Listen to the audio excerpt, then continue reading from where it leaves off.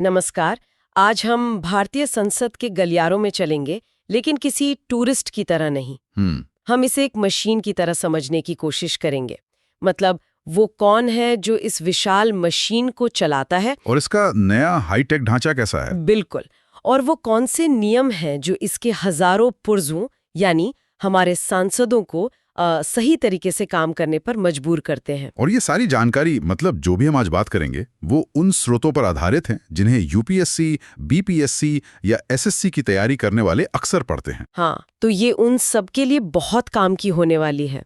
हमारा मकसद सिर्फ तथ्य रटना नहीं है, बल्कि उन तथ्यों के पीछे छिपे असली मतलब और उनके असर को समझना है। तो चलिए इस मशीन के एक एक पुर्जे को खोल कर देखते हैं। शुरुआत करते हैं उस व्यक्ति से जो ड्राइवर की सीट पर बैठता है, लोकसभा का अध्यक्ष यानी स्पीकर। ऊंची कुर्सी पे बैठे हमें बस बैठ जाइए, शांत हो जाइए कहते हुए दिखते हैं, लेकिन असल में ये पद इससे कहीं ज्यादा शक्तिशाली है ना? बिल्कुल। अध्यक्ष सिर्फ एक कह सकते हैं ट्रैफिक कंट्रोलर नहीं है। जी जी, वो सदन का संरक्षक है, उसकी आवाज है। संरक्षक। हाँ, संसदीय लोकतंत्र में अध्यक्ष की कुर्सी निष्पक्षता और गरिमा का प्रतीक है। मतलब सैद्धांतिक तौर पर अध्यक्ष चुने जाने के बाद अपनी पार्टी से ऊपर उठकर काम करता है। और सदन के अंदर तो उनका फैसला ही अंतिम माना जाता है। एकदम। तो चलिए इस शक्ति को थोड़ा और समझते हैं। संविधान ने उन्हें कौन कौन से खास अधिकार दिए हैं जो उन्हें इतना इतना महत्वपूर्ण बनाते हैं? देखिए, कई अधिकार हैं, लेकिन कुछ तो ऐसे हैं जो देश की राजनीति की दिशा ही तय कर सकते हैं। अच्छा, सबसे पहला है संसद की संयुक्त बैठक यानी जॉइंट सिटिंग की अध्यक्षता करना। ये तब होती है जब लोकसभा और राज्यसभा में किसी बिल पर सहमति नहीं बनती है ना? बिल्कुल। जब किसी साधारण बिल पर दोनों सदनों में सहमति नहीं बनती तो राष्ट्रपति दोनों सदनों को एक साथ बिठाते हैं और उस बैठक की अध्यक्षता हमेशा लोकसभा अध्यक्ष ही करते हैं। राज्यसभा के सभापति नहीं, जो कि उपराष्ट्रपति होते हैं? नहीं, वो नहीं करते। हमेशा लोकसभा अध्यक्ष। ये तो काफी दिलचस्प है, क्योंकि लोकसभा के पास वैसे भी संख्या बल ज्यादा होता है। तो संयुक्त बैठक में लोकसभा अध्यक्ष की अध्यक्षता का मतलब है कि पलड़ा काफी हद तक लोकसभा की तरफ ही झुका रहता है। आपने बिल्कुल सही नस पकड़ी है। यही इसका रणनीतिक महत्व है। इसके बाद आता है शायद उनका सबसे विवादास्पद और शक्तिशाली अधिकार। कौन सा? यह तय करना कि कोई विधेयक धन विधेयक यानी मनी बिल है या नहीं। मैंने इसके बारे में पढ़ा है, पर इसका असली मतलब क्या है? मतलब सरकार के लिए इतना जरूरी क्यों हो जाता है? आप ऐसे सोचिए, सरकार को कोई ऐसा बिल पास करवाना है जिस पर राज्यसभा में उसे समर्थन मिलने की उम्मीद कम है। ठीक है। अगर अध्यक्ष उस बिल को मनी बिल घोषित कर दें तो पूरा खेल ही बदल जाता है। कैसे? मनी बिल पर राज्यसभा सिर्फ 14 दिनों तक बहस कर सकती है या सुझाव दे सकती है। वो इसे रोक नहीं सकते।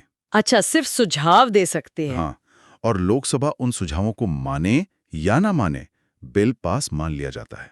लेकिन क्या इससे राज्यसभा की शक्तियों का हनन नहीं होता? आखिर राज्यसभा को राज्यों के परिषद भी तो कहते हैं। ये एक बहुत पुरानी और गंभीर बहस है। विपक्ष अक्सर ये आरोप लगाता है कि सरकारों ने कई बार सामान्य बिलों को भी मनी बिल का चोला पहनाकर राज्यसभा को बाईपास किया है। और क्योंकि इस मामले में अध्यक्ष का फैसला अंतिम होता है। हाँ, और उसे अदालत में चुनौती भी नहीं दी जा सकती। ये अधिकार उन्हें राजनीति का एक बहुत शक्तिशाली खिलाड़ी बना देता है। और वोटिंग के समय उनकी क्या भूमिका रहती है? मैंने सुना है कि वे सामान्य तौर पर वोट नहीं करते। सही सुना है। ये उनकी निष्पक्षता को दिखाता है। लेकिन अगर टाई हो जाए तब वो वोट करते हैं, जिसे निर्णायक मत या कास्टिंग वोट कहते हैं। बिल्कुल, तब तो उनकी राजनीतिक निष्ठा सामने आ सकती है। ये तो एक बहुत बड़ी दुविधा होगी उनके लिए। ये एक बेहतरीन सवाल है। देखिए, सैद्धांतिक रूप से निर्णायक मत का उपयोग परंपरा के अनुसार यथास्थिति मतलब स्टेटस को बनाए रखने के लिए किया जाता है, ना कि सरकार को फायदा पहुंचाने के लिए। लेकिन व्यवहार में अध्यक्ष पर भारी दबाव होता है। उनका एक वोट सरकार को गिरा भी सकता है और बचा भी सकता है। ये दिखाता है कि इस पद पर बैठे व्यक्ति का विवेक और उसकी निष्पक्षता कितनी मायने रखती है। तो हमने देखा कि अध्यक्ष संयुक्त बैठक, मनी बिल और टाई ब्रेकर वोट से सदन को नियंत्रित करते हैं। कोई और बड़ा अधिकार? हाँ, एक और है, दल बदल विरोधी कानून, एंटी डिफेक्शन लॉ। जी, उसके तहत सांसदों की योग्यता पर फैसला करना। अगर कोई सांसद अपनी पार्टी के खिलाफ जाकर वोट करता है या पार्टी छोड़ता है तो उसकी सदस्यता रद्द करने का अधिकार अध्यक्ष के पास होता है। हालांकि अब शायद उनके इस फैसले की न्यायिक समीक्षा हो सकती है। हाँ, अब हो सकती है। इन सब शक्तियों को देखते हुए ये याद रखना भी जरूरी है कि भारत के पहले लोकसभा अध्यक्ष जीवी मावलंकर थे और पहली महिला अध्यक्ष मीरा कुमार थी। हाँ, ये नाम सिर्फ जनरल नॉलेज के लिए नहीं बल्कि ये समझने के लिए भी महत्वपूर्ण है कि इस पद की एक लंबी और सम्मानित परंपरा रही है। बिल्कुल, इन लोगों ने ही इस पद की गरिमा के मानक तय किए हैं। तो अध्यक्ष, जो इस पूरी संसदीय मशीन के ड्राइवर हैं, वो अब एक नए भव्य कॉकपिट में बैठते हैं। मेरा मतलब है नया संसद भवन। ये सिर्फ एक नई इमारत तो है नहीं, इसके बनने के पीछे कोई बड़ी सोच होगी। यकीनन, ये सिर्फ ईंट और पत्थर की इमारत नहीं है, ये आने वाले भारत की जरूरतों और आकांक्षाओं का प्रतिबिंब है। इसकी आधारशिला 2020 में रखी गई थी। असली कहानी तो इसके अंदर है। मैंने इसकी थीम के बारे में पढ़ा है। लोकसभा की थीम राष्ट्रीय पक्षी मोर पे और राज्यसभा की थीम राष्ट्रीय फूल कमल पर है। ये सुनने में तो अच्छा लगता है, पर इसका कोई गहरा मतलब भी है। इसका गहरा मतलब भारत की सांस्कृतिक पहचान को आधुनिक वास्तुकला से जोड़ना है। पर जो चीज सबसे ज्यादा ध्यान खींचती है वो है इसकी क्षमता। क्षमता? हाँ, बैठने की क्षमता। नई लोकसभा में 888 सदस्यों के बैठने की जगह है और राज्यसभा में 384। 888 सीटें। मौजूदा संख्या तो 543 है। इतनी ज्यादा सीटों की जरूरत क्यों पड़ी? क्या ये भविष्य की किसी योजना की तरफ इशारा है? बिल्कुल, ये सीधे सीधे भविष्य में होने वाले परिसीमन यानी डेलिमिटेशन की ओर इशारा करता है। अच्छा, डेलिमिटेशन। जी, अभी हमारे लोकसभा क्षेत्रों का निर्धारण 1971 की जनगणना के आधार पर हुआ है। इसे 2026 के बाद होने वाली पहली जनगणना तक के लिए रोक दिया गया था। तो जब भी अगला परिसीमन होगा तब जनसंख्या के अनुपात में सांसदों की संख्या बढ़ाई जाएगी। ये तो बहुत बड़ा बदलाव होगा, लेकिन इसका असर क्या होगा? मतलब जिन राज्यों की जनसंख्या पिछले 50 सालों में ज्यादा तेजी से बढ़ी है, जैसे उत्तर भारत के राज्य, उन्हें तो संसद में ज्यादा सीटें मिलेंगी। हाँ। और दक्षिण के राज्य, जिन्होंने जनसंख्या नियंत्रण में बेहतर काम किया है, उनका प्रतिनिधित्व कम हो जाएगा। क्या इससे देश में एक नया राजनीतिक शक्ति संघर्ष शुरू नहीं होगा? आपने मुद्दे की जड़ पकड़ ली है। यही आने वाले समय की सबसे बड़ी राजनीतिक चुनौतियों में से एक होने वाली है। नया संसद भवन उस आने वाले बदलाव के लिए तैयार है, लेकिन क्या हमारा राजनीतिक ढांचा इसके लिए तैयार है? ये एक बहुत बड़ा सवाल है। इसी नए भवन में अध्यक्ष की कुर्सी के पास एक और चीज ने सबका ध्यान खींचा है, सेंगोल। हाँ, सेंगोल। ये एक राजदंड जैसा दिखता है। इसे वहां क्यों रखा गया है? देखिए, सेंगोल सिर्फ एक सजावटी वस्तु नहीं है, ये सत्ता और जिम्मेदारी का एक बहुत पुराना प्रतीक है। अच्छा। ये शब्द तमिल शब्द सेम्मई से बना है। सेम्मई। हाँ, जिसका अर्थ है नीति या धर्म के साथ शासन करना।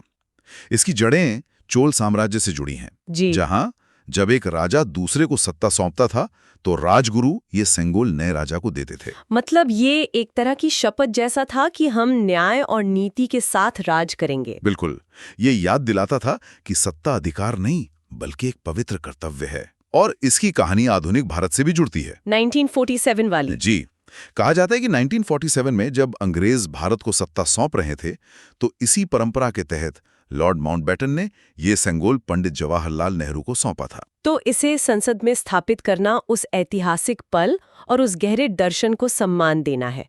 एक तरह से ये आज के सांसदों के लिए एक मौन अनुस्मारक है। बिल्कुल, कि वे यहाँ सिर्फ राजनीति करने नहीं बल्कि धर्म और नीति के साथ शासन करने के लिए हैं। यही इसका उद्देश्य है। चलिए अब नैतिक सिद्धांतों से हटकर कुछ ठोस नियमों की बात करते हैं जो इस मशीन के पुर्जों यानी सांसदों पर लागू होते हैं। एक अध्यक्ष है, एक शानदार भवन है, लेकिन अगर सदस्य ही मौजूद ना हो तो? हाँ, इसी के लिए संविधान में एक बहुत ही महत्वपूर्ण नियम बनाया गया है जिसे गणपूर्ति या कोरम कहते हैं। कोरम, ये शब्द सुनने में थोड़ा भारी लगता है, पर इसका मतलब बहुत सीधा है। किसी भी बैठक को चलाने के लिए कम से कम कितने सदस्य मौजूद होने चाहिए। और ये संख्या कितनी है? कुल सदस्यों का 10वां हिस्सा यानी 110। तो लोकसभा के लिए यह संख्या हुई लगभग 55 सांसद और राज्यसभा के लिए 25। और अगर इससे कम सदस्य हुए तो कोई भी कामकाज नहीं हो सकता। अध्यक्ष को या तो बैठक स्थगित करनी पड़ती है या फिर घंटी बजाकर सदस्यों को बुलाना पड़ता है। ये नियम क्यों इतना जरूरी है? सुनने में तो ये एक तकनीकी प्रक्रिया लगती है।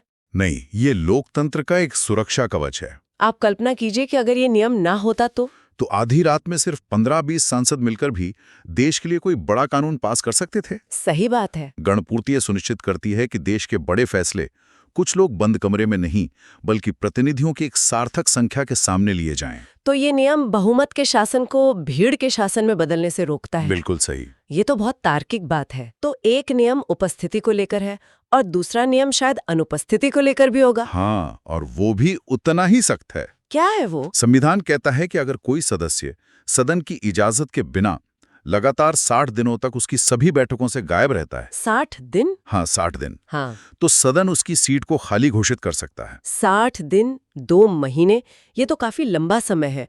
पर इसका मतलब साफ है कि सांसद बनना कोई पार्ट टाइम जॉब नहीं है। नहीं, बिल्कुल नहीं। ये एक पूर्णकालिक जिम्मेदारी है और इन 60 दिनों की गिनती में सदन की छुट्टियों को शामिल नहीं किया जाता। लेकिन फिर भी ये एक कड़ा नियम है। मुझे याद है कुछ साल पहले एक मामला सामने आया था जहां एक सांसद लंबे समय से बिना सूचना के गायब थे और उनकी सदस्यता रद्द करने की बात चल रही थी। ये नियम सिर्फ किताबों में नहीं है, इसे लागू भी किया जा सकता है। तो आज की इस पूरी चर्चा का सार क्या निकलता है? हमने देखा कि लोकसभा अध्यक्ष सिर्फ एक रेफरी नहीं बल्कि एक शक्तिशाली खिलाड़ी है जिसके फैसले राजनीति की दिशा बदल सकते हैं। हमने ये भी समझा कि नया संसद भवन सिर्फ एक इमारत नहीं बल्कि भारत के भविष्य के शक्ति संतुलन और उससे जुड़ी चुनौतियों का एक खाका है। साथ ही हमने सेंगोल के प्रतीक के जरिए शासन की नैतिकता को समझा और गणपूर्ति जैसे नियमों के जरिए जाना कि लोकतंत्र को चलाने के लिए सिर्फ जुनून ही नहीं बल्कि अनुशासन भी जरूरी है। पर ये सभी बिंदु, जैसा हमने शुरू में कहा था, परीक्षाओं के लिए महत्वपूर्ण तो है ही, लेकिन ये एक जागरूक नागरिक के तौर पर हमारी समझ को भी गहरा करते हैं। बिल्कुल। अगर हम पूरी तस्वीर को देखें तो ये नियम, ये प्रतीक, ये इमारतें, ये सब मिलकर भारतीय लोकतंत्र की उस मशीन को बनाते हैं जो लगातार विकसित हो रही है, बदल रही है। ये एक जीवंत मशीन है। और इसके हर पुर्जे को समझना हमें ये जानने में मदद करता है कि ये मशीन हमारे लिए यानी देश के नागरिकों के लिए कैसे काम करती है। सही बात है। तो जाते जाते एक विचार मन में आ रहा है। हाँ। हमने बात की कि नए संसद भवन में बढ़ी हुई सीटें भविष्य के परिसीमन की ओर इशारा करती हैं। इससे संसद में उत्तर भारत का दबदबा बढ़ सकता है। हाँ, ये संभावना तो है। तो सोचने वाली बात यह है कि इस शक्ति संतुलन को बनाए रखने के लिए क्या किया जा सकता है? क्या राज्यसभा को और ज्यादा शक्तियां देना एक समाधान हो सकता है ताकि छोटे या कम आबादी वाले राज्यों की आवाज दब न जाए? ये एक बहुत बड़ा और जरूरी सवाल है और इसका जवाब शायद भविष्य के भारत की राजनीति को आकार देगा।